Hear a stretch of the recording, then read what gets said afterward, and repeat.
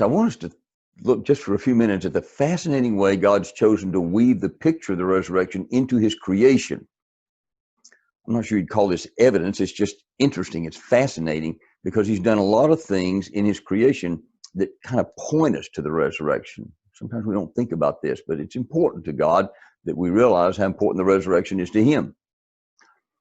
For example, he created us to need sleep.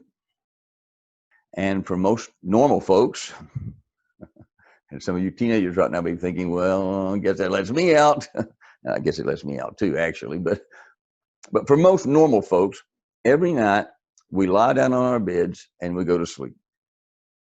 Picture's death. And in the morning, we wake up and get up. It's a picture of resurrection. So God's created our bodies to give us this daily picture of death and resurrection every day. And when you get older, like me, and maybe need some naps during the daytime, sometimes several times a day, we get a little picture of death and resurrection. It's pretty cool. It's pretty cool the way God's wired our bodies that way. He also created the earth we live on to spin on its axis once every 24 hours. So that every evening we see the sun go down and everything gets dark.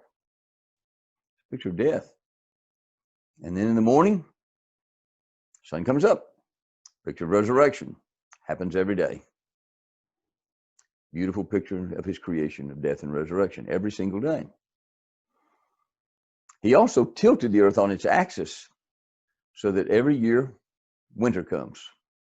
Winter pictures death. And then what? Spring. Everybody looks forward to spring, don't they?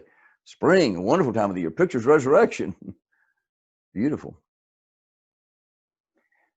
God created plants so that we could take a little ugly, dead-looking seed, poke it down in the ground, picture of death and burial, and later up comes a beautiful flower. It's a picture of resurrection. It's amazing.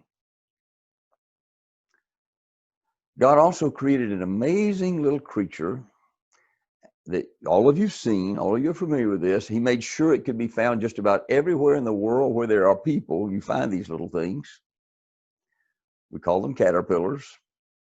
Starts out as a lowly caterpillar, looks like a little worm crawling around. And then it reaches a point in its life where it dies. It weaves its own little casket around itself, a cocoon. Pictures death and burial. But you know what's going to happen next, don't you? Yeah. Beautiful butterfly emerges, comes back to life. Beautiful, gorgeous butterfly that can fly. It's an amazing picture of death and burial and resurrection. God's woven that into his creation. He built it into our solar system even. He put a couple of planets closer to the sun than we are, Venus and Mercury.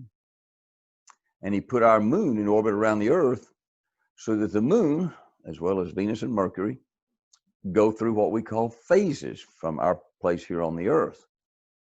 So when you think about the moon, for example, there's a point at which our moon is what we call full moon. It's big and bright and round. And then over a period of the next couple of weeks, it wanes. It gets thinner and thinner and thinner on what appears to be one side of the sun, and then it finally just disappears entirely. That could be a picture of aging and death. But soon, what do we see? Well, on the other side of the sun, a little crescent of the new moon coming back to life, seems to us, and gradually gets stronger and stronger in this new life until it's full again. So it's a monthly picture of death and resurrection that God's woven into his creation. In addition to all these pictures he's woven into his creation, he gave Christians a command to practice baptism to picture death and resurrection. So when we baptize people, we place people under the water, pictures death and burial, and we lift them back up out of the water again, pictures resurrection.